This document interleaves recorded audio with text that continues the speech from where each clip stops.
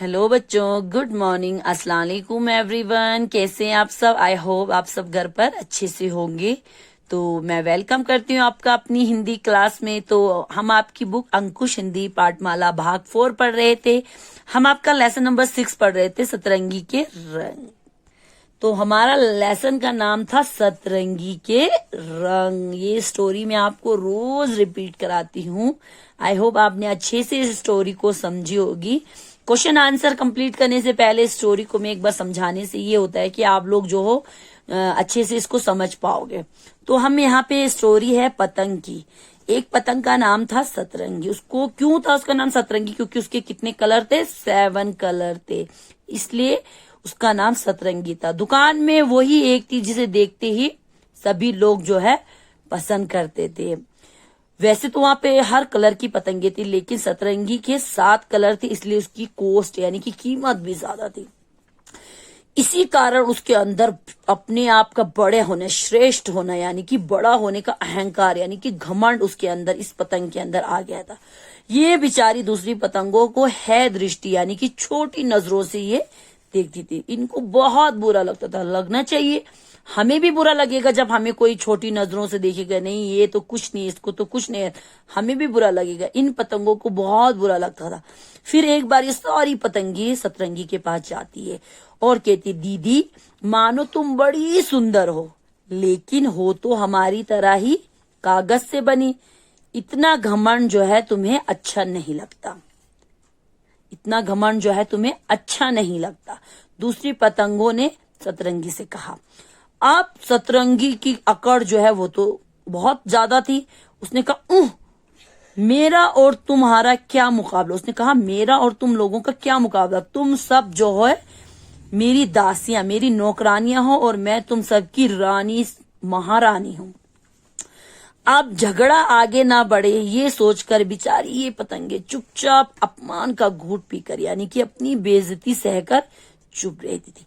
सतरंगी की जो अकड़ थी वो दिन पर दिन बढ़ती जा रही थी। एक बार क्या हुआ, एक लड़का आता है, वो उसको खरीद कर ले जाता है और वो आसमान में उड़ने लगती है।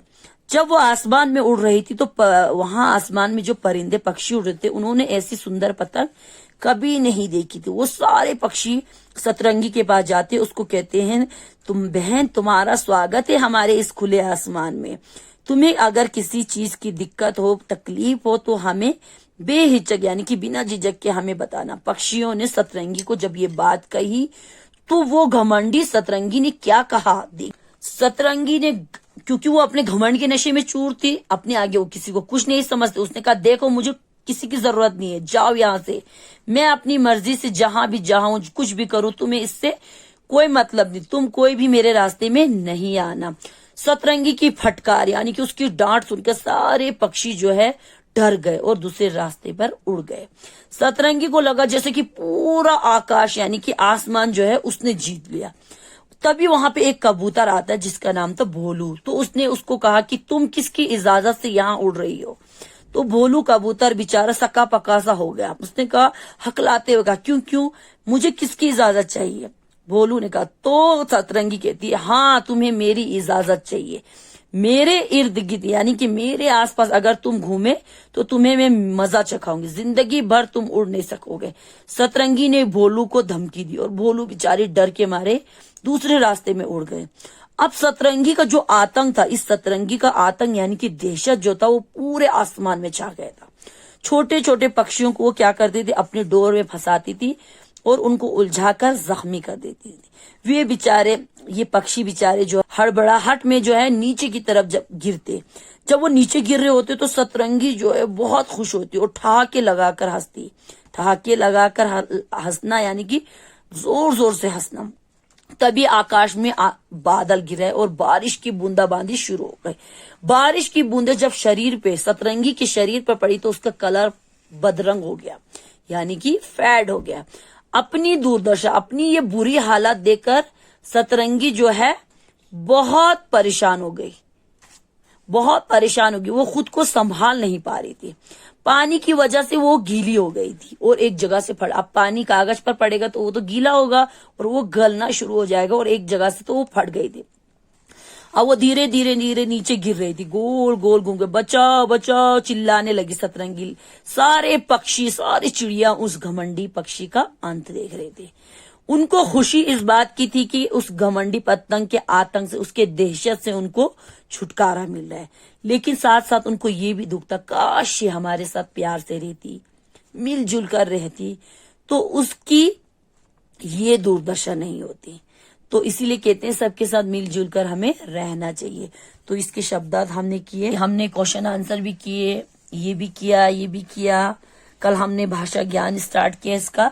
आज हम करेंगे यहाँ सेकंड वाला, उचित स्थान पर अंक की बिंदु या चंद्र बिंदी लगाकर लिखिए। तो यहाँ पे अंक और चंद्र बिंदु लगा के हमें लिखना है शब्द। तो बच्चों यहाँ पे देखिए, घमंड पहला क्या है, यहाँ पे घमड़, घमड़ हमें यहाँ पे लगाना है अंक की बिंदी, जैसे मैंने यहाँ लगाया है घमंड, यहाँ पे अंक की बिंदी आएगी। घमंड, मंड ना पढ़ेंगे हम इसको, घमंड। उसी तरह घूट मैंने ऑलरेडी पहले भरा है इस पे।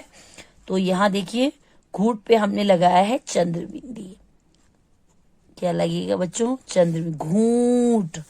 इसी तरह यहाँ पे मैंने लगाया है पहले, देखो अहंकार, अंक की बिंदी लगेगी यहाँ पे, अहंकार। उसी तरह ग, पतंग, अंग, अंग की देखो अंक की बिंदी लगी, पतंग, पतंग। उसी तरह यहाँ दासियों पे भी मैंने ऑलरेडी चंद्र बिंदु लगाई है, दा आ सा या आ, दासियां।